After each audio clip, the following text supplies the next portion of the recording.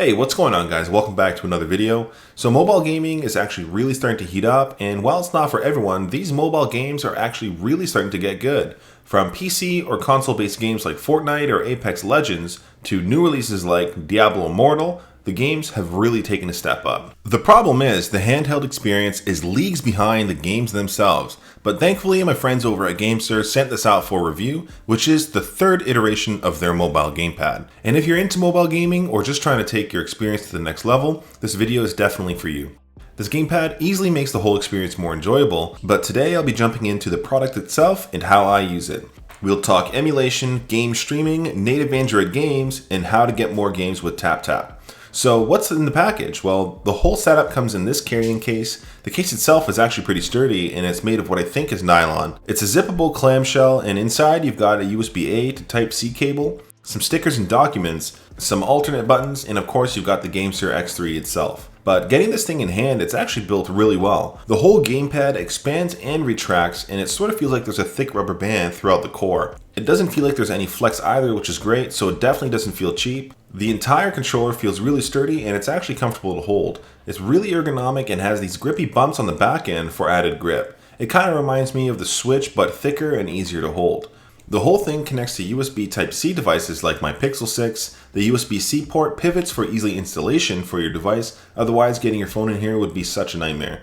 There are two USB-C ports on the gamepad as well, which I'll go over shortly. And lastly, you've got the main feature on the back end, which is the RGB fan, which cools down your device, especially for the longer gaming sessions.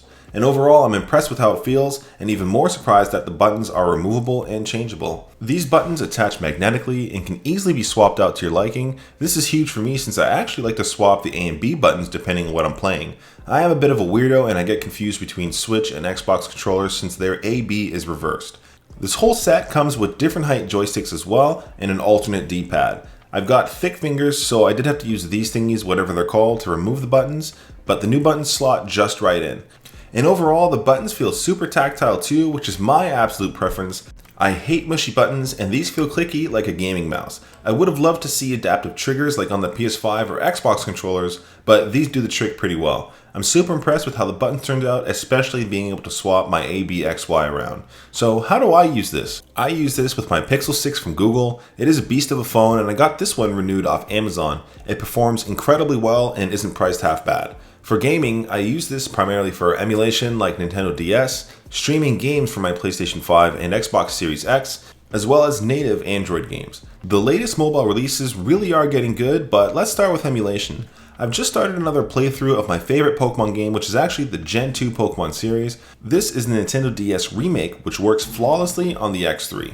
For this, on my gamepad, I did swap the A and B to match the Nintendo layout. For streaming games, this is actually super badass with the new gen systems. I've been able to stream my PlayStation 5 and Series X to my Pixel 6, and the X3 is picked up automatically. Playing the PlayStation 5 through my Pixel is just a wild thought, especially how well it performs. Of course, your experience will vary depending on your home connection, but if you're like me with a kid who hogs the big screen, sometimes you've just got to enjoy your games in small mode. And lastly, the native game releases, which are becoming better and better. A lot of popular games you'd find on PC or console are slowly making their way to mobile, and most of them do have controller support. For me, I've been mostly spending my time on Diablo Immortal, which has received huge backlash for its pay-to-win model, but really, I've just been chilling with the main storyline and just taking my time. The best experience definitely comes with these native apps though, and there's zero input lag while gaming with the X3, and it's been a really sweet experience. Outside of that, I was able to get Fortnite through TapTap since I noticed it wasn't in the Google Play Store. I'm slowly getting better at these games, and the X3 does help.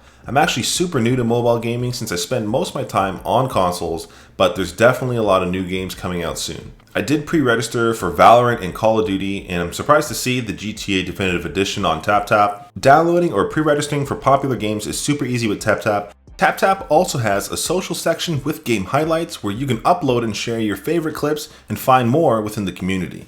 Check it down below in the description. But talking about the cooling fan on the back end, it's actually pretty cool. It does have the gamer aesthetic with RGB if that's your thing, but the cooler thing to me is that the fan itself can be repositioned on your phone since most phones have the processor in a different location.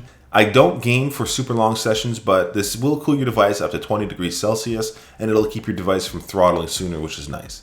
The fan kicks in only when plugged in through the middle USB-C port. It's not too loud or anything, but it works flawlessly.